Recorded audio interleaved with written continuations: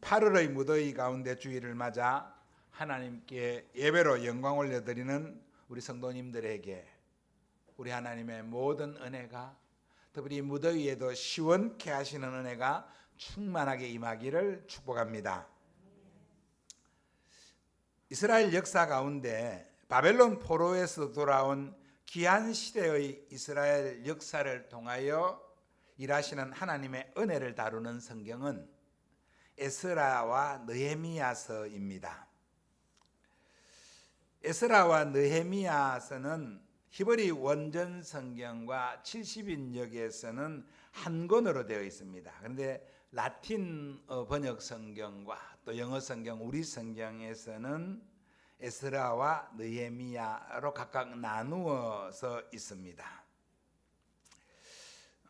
내용이 동일하기 때문에, 그러나 기록한 사람이 에스라와 느헤미야가 다르기 때문에 원어 성경 히브리 원전에서는 에스라 느헤미야 이렇게 한 권으로 되어 있는데 우리 성경은 에스라서와 느헤미야서로 구분되어 있다는 것입니다. 에스라서가 BC 537년 바사왕 고레스의 칙령에 의해 돌아오게 된 이스라엘 백성들의 1차 포로 귀환에서부터 BC 444년 제3차 포로 귀환까지의 이스라엘 역사, 곧 스룹바벨 성전 건축과 또 에스라의 신앙 개혁을 중심으로 한 선민의 회복과 재건 과정을 다루고 있는 성경인 반면, 느헤미야서는 좀 범위를 좁혀서 제3차 포로 귀환에서부터 BC 400년경까지의 이스라엘 역사, 곧 예루살렘 성벽 재건과 또 느헤미야를 통한 개혁을 통해서 이스라엘 공동체가, 나라는 비록 패망했지만 민족 공동체로서 잘 세워져 가는 그러한 과정을 통하여 하나님의 사람이 어떻게 하나님 앞에서 살아야 하는지를 가르치고 있는 말씀이라고 볼 수 있겠습니다. 오늘 우리는 느헤미야서 1장의 말씀을 하나님의 준비된 사람이라는 제목으로 함께 살펴보면서 은혜와 도전을 받는 시간 갖기를 원합니다. 하나님의 준비된 사람. 하나님의 준비된 사람은 때가 찰 때까지 기다릴 줄 아는 사람입니다. 1절 말씀입니다. 같이 읽습니다. 하가랴의 아들 느헤미야의 말이라. 아닥사스다 왕 제20년 기슬러월에 내가 수산궁에 있는데. 느헤미야를 하가랴의 아들이라고 소개하고 있습니다. 느헤미야라는 이름이 또 다른 이름들이 있기 때문에 구별하기 위해서 그 하가랴의 아들이라고 기록을 하고 있습니다. 그런데 성경은 하가랴가 누구인지에 대해서는 또 밝혀주고 있지 않습니다. 그 이름의 뜻으로 추정해 볼 때 하가랴라는 이름의 뜻은 여호와께서 어둡게 하셨다, 여호와께서 방해하셨다는 뜻을 가진 이름입니다. 아마도 바벨론으로 유다가 망하고 바벨론으로 포로되어 가는 그런 슬픈 역사를 반영하는 이름이라고 할 수 있겠습니다. 느헤미야는 유다 지파의 후손인데 정말 하나님께서 다윗을 통하여 찬란한 영광을 약속하셨는데 자기 민족의 하나님에 대한 배반으로 말미암아 그 찬란한 민족의 역사가 어두워졌다, 하나님이 어둡게 하셨다, 그런 이름으로 하가랴라는 이름을 지었던 것 같습니다. 그런데 또 느헤미야라는 이름은 여호와께서 위로하신다는 이름의 뜻을 가지고 있습니다. 하가랴가 참 하나님의 믿음 앞에서 살아가면서 지금 하나님 우리를 어둡게 하셨지만 하나님께서 우리를 위로하실 것이다. 우리가 비록 바벨론으로 포로되어 가서 그 수산궁에 살고 있지만 하나님이 우리를 위로하신다는 그런 소망으로 그 아들을 느헤미야, 하나님의 위로라는 이름을 붙여주셨다는 것입니다. 여호와께서 위로하신다는 소망의 이름을 주셨죠. 여호와의 위로를 받으시는 저와 우리 여러분 되시기를 바랍니다.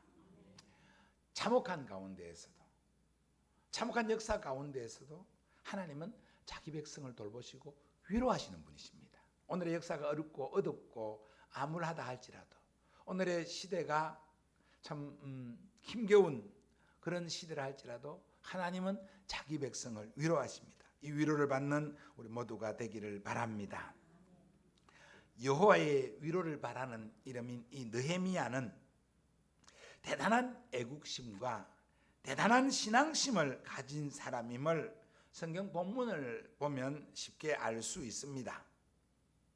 그런데 의아한 것은 그런 애국심과 신앙심을 가진 사람이 1, 2차 포로 귀환의 때에 고국으로 돌아가지 않고 수산성에 머물러 자신의 일을 열심히 하고 있다는 사실입니다.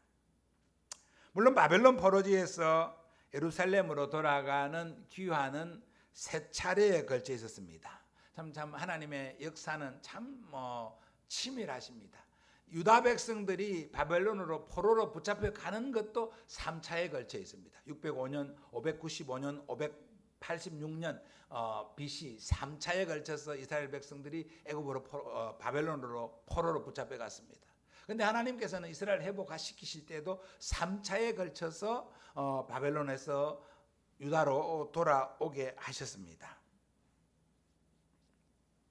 1차는 고레스 왕의 칙령에 의해서 예루살렘에 돌아온 BC 537년입니다. 어떤 역사적인 상황을 보면 이때는 느헤미야가 아직 태어나기 전이었거나 태어났다도 아주 어린 유년의 시간이었을 것입니다. 역사적으로 추정해 보면 그렇습니다. 그래서 아마 그 1차 때는 아마 돌아가고 싶어도 돌아갈 수 없었을 테고, 만약에 돌아간다면 부친이 돌아가고 그 다음에 그 부친에 의해서 거기서 출생하게 될 그런 상황인데, 상황적으로 보면 느헤미야는 수상궁에서 공직을 맡고 있으니까 돌아가지 않은 것이죠. 근데 그렇다면 BC 458년엔 2차 기한 때에는 그의 애국심과 그의 신앙심이면 돌아갈 법도 합니다. 아마 느헤미야의 동생인 하나니가 그때 귀환자 중에 일원이었던 것 같습니다. 그런데도 느헤미야는 귀환하지 않고 수산성에서 자기의 맡은 바 일을 그것이 이 바사 왕국에서의 일일지라도 열심히 이 일을 하고 있었다는 것입니다. 그래서 바사 왕국의 고관의 지위까지 올랐습니다. 바사 제국의 여름 궁전인 수상궁에서 바사 왕을 섬기는 그러한 일을 하고 있습니다. 오늘 우리가 읽은 11절 마지막에 보면 그때에 내가 왕의 술간원이 되었느니라고 하면서 자기 동생 하나니가 예루살렘에서 수산으로 돌아왔을 때 그는 그의 지위가 아닥사스다 왕의 술관원이 되었다는 것입니다. 술관원이라고 하면 그냥 술이나 마시는 사람처럼 생각하기 쉽지만 그렇지 않습니다. 고대에 황제는 절대 권력을 가지고 있었던 시대였지요. 때문에 그 황제를 제거하려고 하는 그러한 정적들이 많습니다. 황제만 넘어뜨리면 그 권력을 차지할 수 있다고 생각하기 때문에 황제의 자리를 노리는 사람들이 언제나 많았습니다. 그래서 바사 제국은 이 황제의 권위를 더욱 절대적으로 강화시켜서 황제가 부르지 않으면 황후라도 황제의 자리에 왕 앞으로 함부로 나설 수 없습니다. 에스더 4장 11절에 보면 왕이 부르지 않고 왕의 앞에 나가면 황후라도 그의 비밀 경호원들에 의해서 죽임을 당할 수밖에 없는 그러한 절대적 권력을 가지고 있습니다. 그런데 술 맡은 관원은 항상 왕의 앞에 나아갑니다. 왕의 상에 올려지는 술을 관리하는 검사하는 사람으로서 수시로 왕 앞에 나가서 왕을 아련할 수 있는 사람입니다. 그러니 왕이 절대적으로 신임하는 사람이 아니면 그 자리를 맡기지 않습니다. 그러니 왕이 신임하는 그 신임이 두터우니 그의 서열상 지위는 그렇게 높지 않을지라도 아무도 함부로 할 수 없는 막강한 권력을 가진 사람이 되는 것입니다. 요즘 국가에서도 지위가 높은 사람보다 대통령을 더 가까이 더 쉽게 만나는 사람을 권력자라고 합니다. 그렇죠. 기업에서도 마찬가지입니다. 기업체에서도 물론 높은 자리에 있는 사람일수록 그 회장을 만날 수 있는 기회가 더 많겠죠. 그러니까 높은 사람이죠. 그런데 지위가 높지 않더라도 회장을 더욱 가까이 더 만날 수 있는 사람을 실권자, 실력자라고 하잖아요. 그런 이야기들도 돌았잖아요. 재벌 기업의 총수의 운전기사는 재벌 기업의 계열사 사장보다 높다 하는 그런 말이 있습니다. 늘 회장하고 다니니까 아무 말이든 수시로 할 수 있는 사람이니까 그렇습니다. 그리고 그런 사람은 또 아무나 맡기지 않죠. 신임이 두터워 그래 어떤 비밀도 지켜줄 줄 아는 사람을 그런 자리에 맡기죠. 고대의 술관원이 바로 그런 사람입니다. 그런 면에서 보면 느헤미야야말로 바사 제국의 실세 중에 실세라고 할 수 있는 사람입니다. 느헤미야는 신앙심이 투철하고 또 조국에 대한 애국심도 투철하지만 섣불리 예루살렘으로 돌아가는 그 귀한 행렬에 속하지 않고 자기의 맡은 자리에서 열심을 다함으로 왕의 신임과 총애를 받는 자리에까지 올라갔다는 이 말은 느헤미야가 기회주의자라는 말이 아니라 느헤미야가 하나님의 때가 찰 때까지 기다릴 줄 아는 사람이었다는 것을 증명하고 있는 것입니다. 그의 신앙심이면, 그의 고국에 대한 충성심이면 누구든지 이 예루살렘으로 돌아가라고 하면 제일 먼저 제일 앞에 나서서 돌아갈 그러한 법한 그러한 사람이지만 그는 그렇게 하지 않고 하나님이 부르실 때까지, 하나님의 때가 있을 때까지, 하나님의 지시가 있을 때까지 그 자리에서 자기의 맡은 바 소임을, 맡은 바 직무를 다함으로 하나님의 때를 기다린 사람이라는 사실입니다. 하나님의 준비된 사람은 섣불리 움직이는 사람이 아니라 때가 찰 때까지 기다릴 줄 아는 기다리는 사람입니다. 하나님의 때를 바라보며 기다릴 줄 아는 그러한 성도가 되기를 바랍니다. 하나님의 준비된 사람은 두 번째, 긍휼의 마음이 있는 사람입니다. 2절부터 4절까지 함께 같이 읽겠습니다.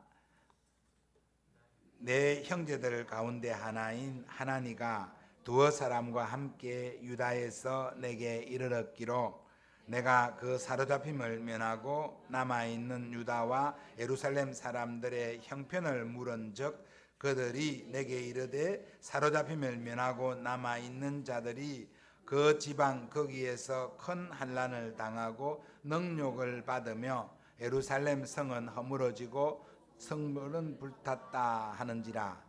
내가 이 말을 듣고 앉아서 울고 또 수일 동안 슬퍼하며. 아멘. 거기까지 읽겠습니다.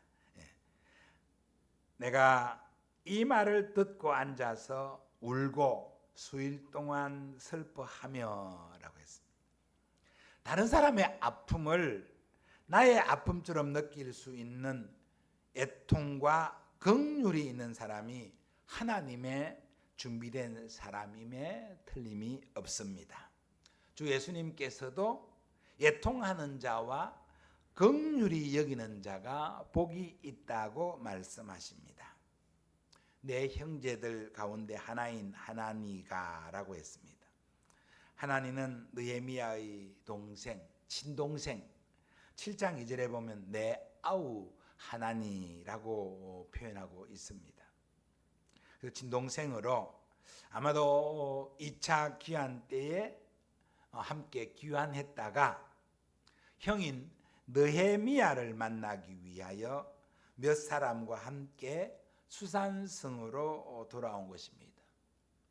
예루살렘과 수산성은 뭐 한 1900km, 약 한 2000km의 거리에 있는 곳입니다. 요즘도 비행기를 타야 갈 수 있는 곳입니다. 그런데 그 당시에 뭐 낙이나 말을 타고 또는 걸어서 수산성까지 돌아오는 것은 쉬운 일은 아닙니다. 가는 것도 쉬운 일이 아니고요. 몇 날 며칠을 걸려야 가는 것이죠. 그래서 아마도 하나니도 혼자 오기 어려우니까 몇 사람과 함께 이 수산성으로 느헤미야를 만나기 위해서 왔습니다. 이렇게 돌아온 하나니에게 느헤미야가 유다와 예루살렘의 형편을 물었습니다. 고국을 그리워했던 마음으로 고국의 형편이 좋기를 바라면서 물었을 것입니다. 그런데 대답은 그의 기대와 완전히 달랐습니다. 사로잡힘을 면하고 남아있는 자들이 그 지방 거기에서 큰 환난을 당하고 능욕을 받으며 예루살렘 성은 허물어지고 성문들은 불탔다는 소식을 받았습니다. 예루살렘 성이 허물어지고 성문들이 불탔다는 이 소식은 바벨론의 느부갓네살에 의해서 예루살렘이 황폐되고 허물어지고 불탔던 과거의 사건을 말하는 것이라기보다 1차 바벨론에서 돌아와서 예루살렘 성전을 재건하고 또 예루살렘 성을 재건하려고 할 때 방해했던, 본서에 읽지 않았습니다만 2장부터 등장하는 산발락과 도비야와 같은 그런 사람들과 에스라서 4장에 등장하는 러훔과 시메와 같은 대적들이 성을 허물어뜨리고 성을 재건하고자 하는 사람들을 방해하고 또 환난과 능욕을 베푸는 그러한 것을 당하고 있었다라고 보는 것이 더 타당할 것입니다. 천신만고 끝에 조국으로 돌아갔던 귀환민들이 뜻밖의 대적들로부터 곤욕을 치르고 예루살렘 성벽도 재건하지 못하고 있다는 그러한 소식을 듣게 된 느헤미야는 앉아서 울고 수일 동안 슬퍼했다고 합니다. 느헤미야는 항펜 그 현장에 있었던 사람도 아니고 그곳에 자기의 재산이 있는 것도 아니고 또 그는 포로 이후에 이국 땅 포로지에서 태어났던 사람으로, 게다가 바사 제국의 술 맡은 간원으로 고위직에 올라서 모든 생활이 편리한, 사실상 최고급의 안락한 생활을 누리고 있는 사람입니다. 정말 삶이 보장되어 있고 안정되어 있는 그런 사람이 한 번도 가서 보지도 못한 고국 땅의 성이 불탔건 말건, 한 번 만나보지도 못한 사람들이 능욕을 받든 말든 내 할 바 아니다 라고 할 수도 있지 않겠습니까? 또 측은지심이 생겨서 그 사람들이 참 고난을 당하구나 하고 그 소리를 들을 때 한 번쯤 슬픈 마음이 들었다가도 자기 생활로 즉시 되돌아갈 수도 있는 그런 형편의 사람 아니겠습니까? 그런데 이 사람은 자신의 일인 것처럼, 자신이 당한 것처럼 슬퍼하며 울었습니다. 슬픈 감정을 잠시 품었다가 곧 잊어버리는 것이 아니라 수일 동안 슬퍼했다고 했습니다. 과연 긍휼의 마음을 가진 하나님의 준비된 사람의 모습입니다. 하나님의 일을 하기 위해서는 특별히 영혼을 구원하라고 하시는, 잃어버린 영혼들을 찾아서 구원의 방주에 태우라고 하는, 저 죽어가는 영혼들을 살리라고 하는 주님의 말씀을 듣는 자는 정말 애통의 마음과 긍휼의 마음이 있어야 됩니다. 저 사람이 저대로 놔두면 그냥 지옥 갈 수밖에 없는 사람이라고 생각할 때 그 사람을 향한 애통의 마음, 긍휼의 마음이 있어야 그 사람을 구원의 방주에 성선시킬 수 있겠지요. 이런 긍휼의 마음을 달라고, 영혼을 향한 긍휼의 마음을 달라고 느헤미야가 자기 동족이 당하는 그러한 환난에 애통하였던 것처럼 모르고 현재 그가 가는 길이 어디로 향하는지도 모른 채 지옥불을 향하여 달려드는 사람들을 보면서 긍휼의 마음을 가지고 주님께 도움을 구하는 그런 하나님의 준비된 사람, 바로 저와 여러분 되기를 주님의 이름으로 축복합니다. 하나님의 준비된 사람은 기도의 사람입니다. 4절 하반절부터 5절까지 읽겠습니다. 하늘의 하나님이까지 하겠부터 시작합니다. 하늘의 하나님 앞에 금식하며 기도하여 이르되 하늘의 하나님 여호와 크고 두려우신 하나님이여 주를 사랑하고 주의 계명을 지키는 자에게 언약을 지키시며 긍휼을 베푸시는 주여 간구하나이다. 아멘. 이것이 제일 중요한 준비된 사람의 모습입니다. 하나님의 준비된 사람은 그야말로 기도의 사람입니다. 여러분 이런 말 혹시 들어본 적 있습니까? 내가 기도할 때 하나님이 일하신다. 누가 한 말인지는 모르겠지만 진실이라고 믿습니다. 그렇습니다. 내가 기도하는 시간은 하나님이 일하시는 시간입니다. 그렇게 믿기를 축복합니다. 내가 기도하면 하나님이 일하신다. 내가 일하는 게 아닙니다. 내가 기도하면 하나님이 일하신다. 믿기를 축복합니다. 느헤미야가 고국의 슬픈 소식을 듣고 제일 먼저 한 것은 금식하며 기도한 것입니다.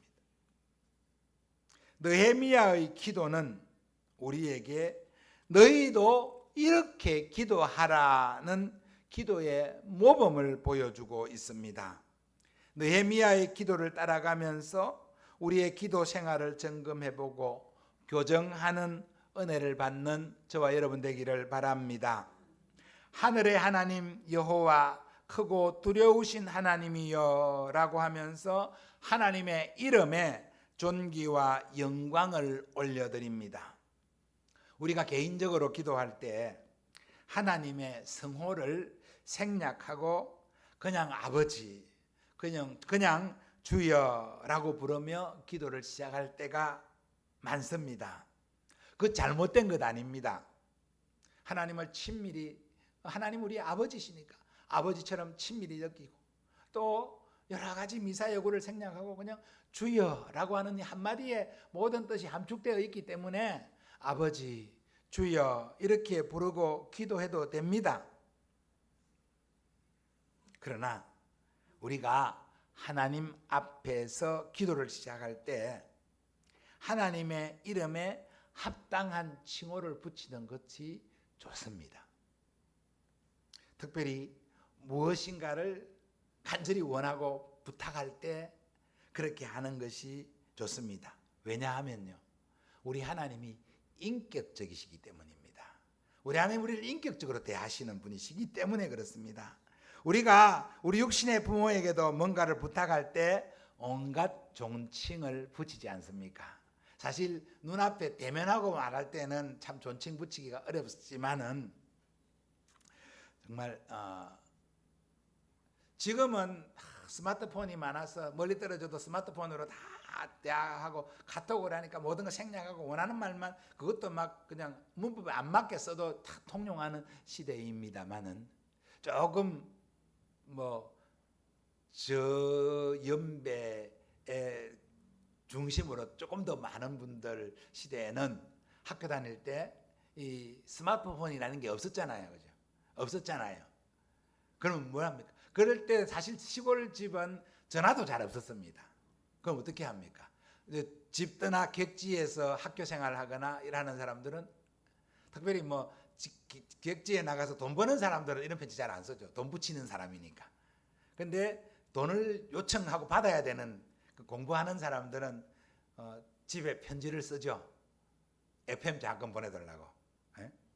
FM 장학금. 그 부모님부터 오는 어머님부터 오는 장학금 보내달라고 편지 씁니다. 편지 쓰면 어떻게 씁니까? 온갖 미사역을 다 쓰지요. 그죠? 사랑하시는 어머님 아버님께, 존경하는 어머님 아버님께, 뭐 기체후 일양만강하시면 이런 말 다 쓰고 결국은 돈이 떨어졌습니다 하고 보내잖아요. 그럼 다 알지만은 부모님들이 그래 돈 보내주잖아요.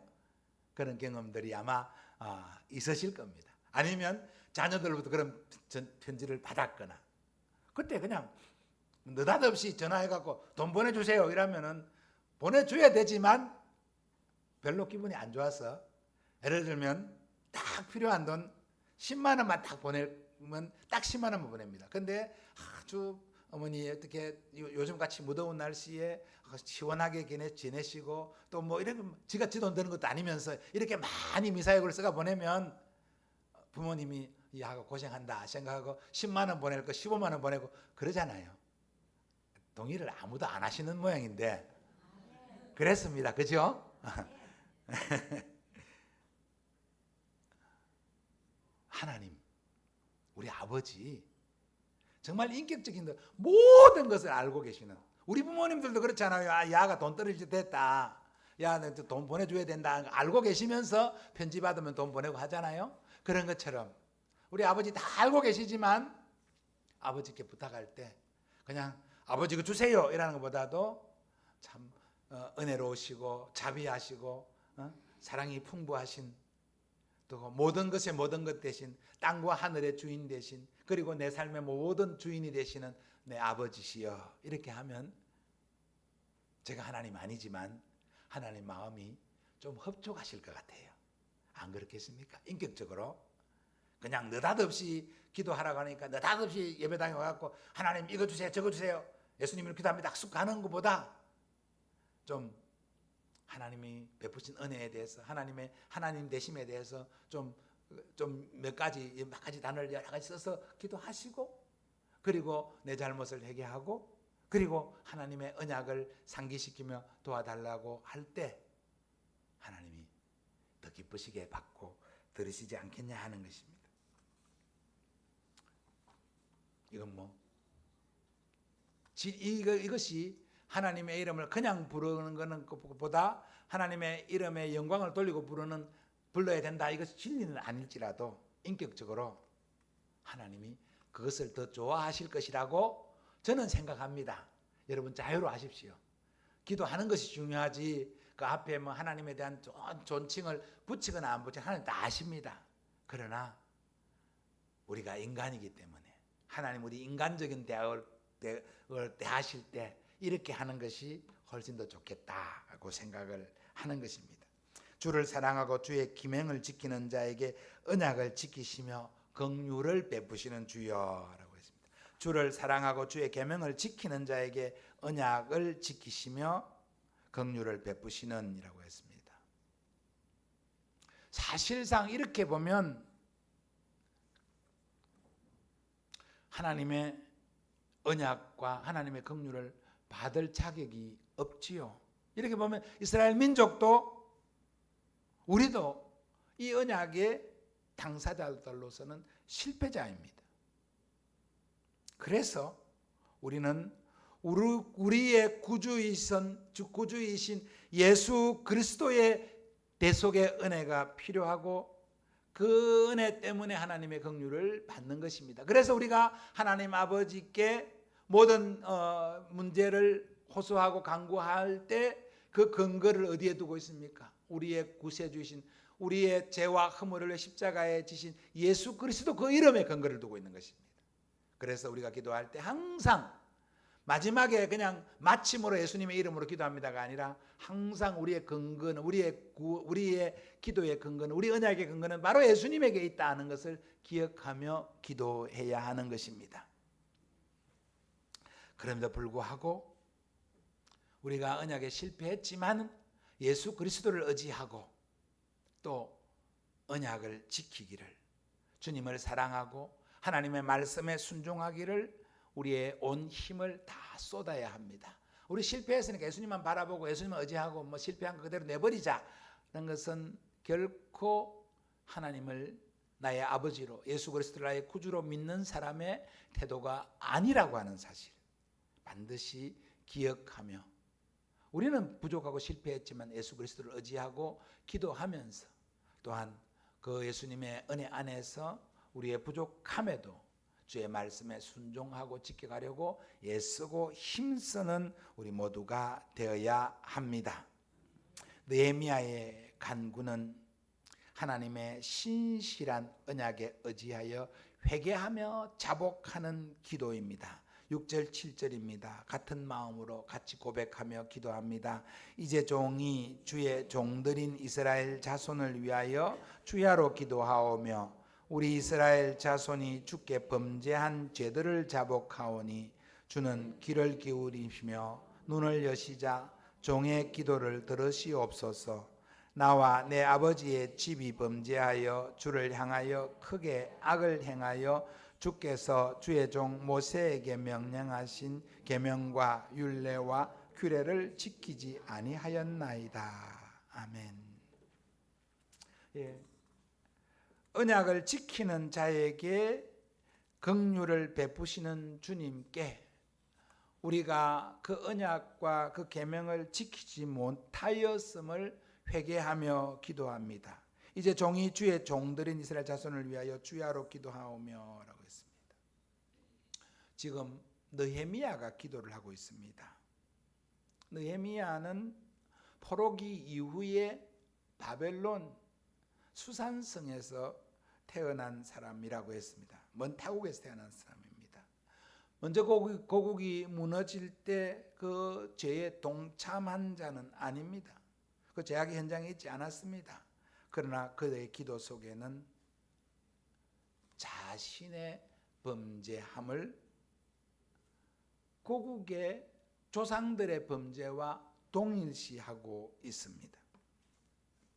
우리 이스라엘 자손이 주께 범한 죄들을 자복하오니 나와 내 아버지의 집이 범죄하여 라고 민족의 죄를 자신의 죄로, 자신의 집이 범한 죄로 자복하는 것입니다.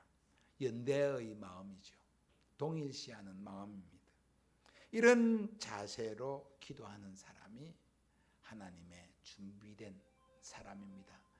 나는 아닙니다. 나는 저 세리와 다릅니다. 나는 저 죄인과 다릅니다. 나는 11주도 하고 나는 금식도 하고 나는 죄를 범하지 않은 사람입니다 하는 그런 바리새인의 기도가 아니라 나의 죄입니다.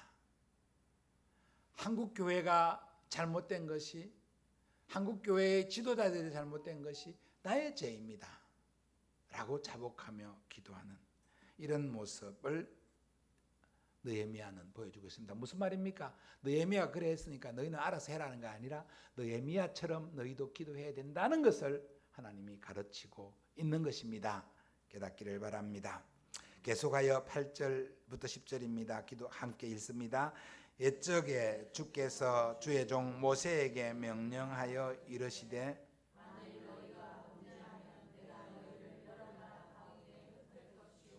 만일 내게로 돌아와 내 계명을 지켜 행하면 너희 쫓긴 자가 하늘 끝에 있을지라도 내가 거기서부터 그들을 모아 내 이름을 두려고 택한 곳에 돌아오게 하리라 하신 말씀을 이제 청하건대 기억하옵소서. 이들은 주께서 일찍이 큰 권능과 강한 손으로 구속하신 주의 종들이요 주의 백성이니이다. 아멘. 회개와 동시에 하나님의 언약에 기초한 긍휼을 호소하고 있습니다.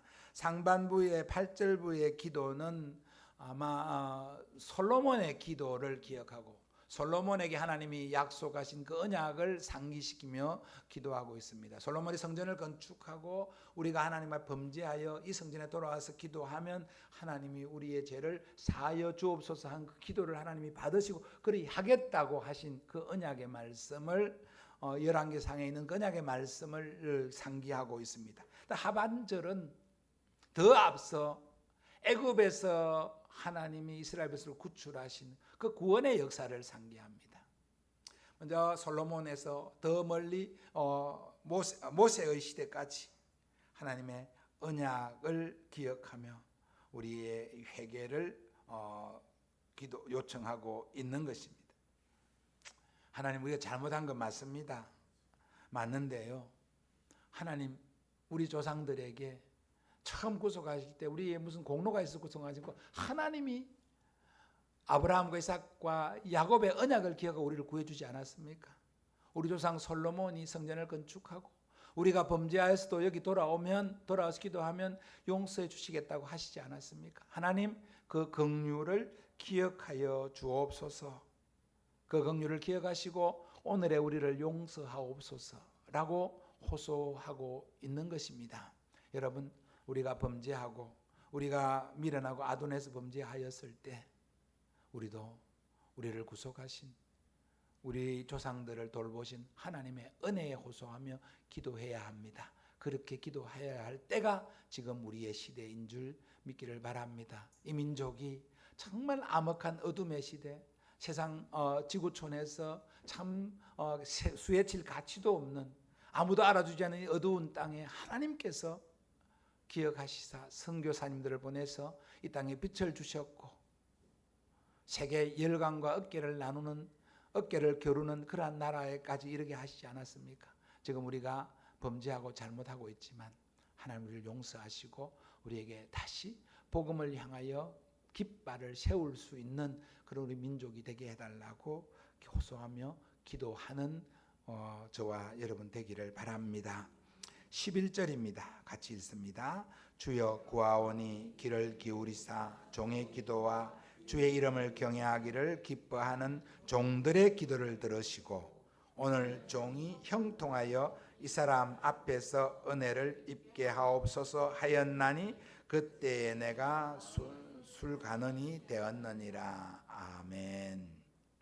느헤미야의 기도는 하나님의 긍휼과 은혜를 구하는 기도이지만 그 기도의 또 구체적인 내용은 내가 속한 현재의 상황에서 당면한 사람에게도 은혜를 받게 해달라고 기도하고 있습니다. 이거 너무 중요합니다. 실제적으로 앞에 기도는 그냥 이론적인, 그죠? 언약을 기초한 구체적인 기도가 아닙니다. 하나님 언약을 기초하여서 우리를 긍휼히 우리를 도와달라고 하는 그냥 기도입니다. 사실 손에 잡히지 않는 기도입니다. 근데 마지막 구체적인 기도는 뭡니까? 눈에 잡히는 기도입니다. 당면한 현실에서 아닥사스다에게 은혜를 입게 해달라고 기도하고 있습니다. 왜 그렇습니까? 느헤미야가 지금 마주치고 있는 자리는, 당면한 사람은 아닥사스다 왕의 관원입니다. 이제 느헤미야에게는 조국 예루살렘을 향한 불타는 마음이 일어나고 있습니다. 대적들이 방해하고 성벽이 재건되지 못하고 있는 이곳에 내가 가야겠다는, 내가 가서 이제 그 일을, 하나님의 일을 해야겠다는 때가 찼음을 기억하고 마음에 깨달으며 기도하고 있습니다. 그런데 그 가려면 어떻게 해야 됩니까? 아닥사스다 왕의 허락을 받아야 됩니다. 보냄을 받아야 됩니다. 아닥사스다 왕에게 절대적 신임을 받고 있는 느헤미야입니다. 아닥사스다가 안 보낸다고 하면 갈 수 없습니다. 그냥 다른 사람 내가 그냥 더 총독 다른 사람 보내서 하게 해줄게, 너는 그냥 여기 있으라고 할 수도 있는 겁니다. 또 아닥사스다 왕의 생각에 떠나려고 하니까 나를 배신한다고 생각할 수 있습니다. 사실 그렇잖아요. 지금 우리 정치를 봐도 그렇잖아요. 가까이 있다가도 떠나가서 조금 멀리 떨어지면 배신했나느니 어쩌느니 떨어졌느니 어쩌느니 이런 일들이 많이 나오잖아요. 그죠? 오늘같이 제도가 잘 정비된, 그리고 민주주의가 꽃핀 이런 시대에도, 그런데 그 고대 절대 권력의 시대에는 왕을 떠나겠다고 하면 왕을 배신하는 것으로 가늠할 수 있습니다. 그러면 모든 걸 다 빼앗길 수도 있죠. 그래서 느헤미야는 하나님 앞에 기도하면서 이 사람에게 은혜를 받게 해달라고 기도합니다. 이거 중요합니다. 여러분 우리 기도하면서 그죠? 사람은 뭔 상관이 있습니까? 내가 하나님께 간절히 기도하면 되지. 직장에서의 기도, 직장을 위해서 기도할 때도 하나님 내 직장에서 하나님 일 잘하게 해주세요 기도하면서 직장 내 상사와의 관계에 대해서 별로 소원하게 기도할 때 있습니다. 직장 상사가 무슨 관계, 내가 하나님께 은혜 받으면 되지. 그래서 안 그렇습니다. 안 그렇잖아요, 그죠? 직장에서 잘 되려고 하면 직장 상사들로부터 인정받고 잘 신임받아야 됩니다. 그러면서도 하나님 말씀을 잘 따를 수 있도록 해야 됩니다. 이게 바른 기도죠. 사업장도 마찬가지고. 간혹 하나님의 역사를 오해하여서 하나님의 은혜만 받으면 되지 인간관계가 뭐가 그렇게 중요하냐, 사람과의 관계는 아무 필요 없어, 내가 하나님께 은혜 받으면 되지, 이렇게 하고 사람과의 관계를 무시하는 그런 경우, 그런 사람들인데 이건 잘못된 신앙관입니다. 사실 그렇잖아요. 믿음 생활 잘 하려고 하면, 교회에서 은혜 받고 교회 일 봉사 잘 하려고 하면 먼저 가정에서 부부 관계나 부모 관계에서 원만하고 순종해야 됩니다. 집에서 막 싸우고 집에서 부모하고 형제 간에 또는 막 갈등이 있는데 그건 내버려 두고 교회 와서 열심히 봉사 안 되잖아요. 그게 중요하거든요. 느헤미야가 이걸 정확하게 꿰뚫고 있는 겁니다. 그래서 그렇게 기도하고 있잖아요. 하나님의 은혜, 하나님의 언약의 신실함에 대해서 호소하고 하나님의 존재를 인정하고 그리고 우리의 죄악에 대해서 우리의 허물에 대해서 고백하고 돌이키게 해달라고 기도하고 구체적으로 이제 당면한 내 현장의 문제, 아닥사스다 왕에게 은혜를 받게 해달라, 이렇게 기도하고 있는 것입니다. 이런 모습이 하나님의 사람, 하나님 준비된 사람의 모습이라고 할 수 있습니다. 사랑하는 성도 여러분, 이렇게 하나님의 준비된 사람인 느헤미야는 그의 기도대로 아닥사스다 왕의 은혜를 입습니다. 2장 이후에 계속 나옵니다. 그래서 아닥사스다로부터 예루살렘으로 가게 하는 허락을 받고 그 허락뿐만 아니라 군대가 그를 호위하도록 보내주고 또 살림 감독에게 그 성을 건축할 수 있는 살림을 제공하게 하고 그렇게 보냄을 받습니다. 그리고 느헤미야는 그러한 지원과 보냄 가운데에서 여러 대적들의 방해 속에서도 불가능한 것처럼 보였던 예루살렘 성벽을 단 52일 만에 완수하고 맙니다. 하나님의 준비된 사람의 모습이죠. 그리고 또 아닥사스다에게 약속한 것처럼 느헤미야는 다시 수산성으로 돌아갔다가 수산성에서 예루살렘의 총독으로 파견되어 와서 또 총독으로서 예루살렘 재건, 민족 재건에 혁혁한 공을 세웠던 인물로 자리하게 됩니다. 유다의 개혁을 이루어내는 것이죠. 하나님의 준비된 사람은 이와 같이 하나님의 일을 해내고 마는 것입니다. 우리 모두도 하나님의 준비시키는 준비된 사람이 되어 하나님의 선하고 아름다운 역사, 영혼을 구원하고 교회를 개혁하며 부흥시키는 일에 크게 쓰임받는 우리 소망교회 성도님들 다 되시기를 주님의 이름으로 축원합니다. 축원합니다. 찬송합시다.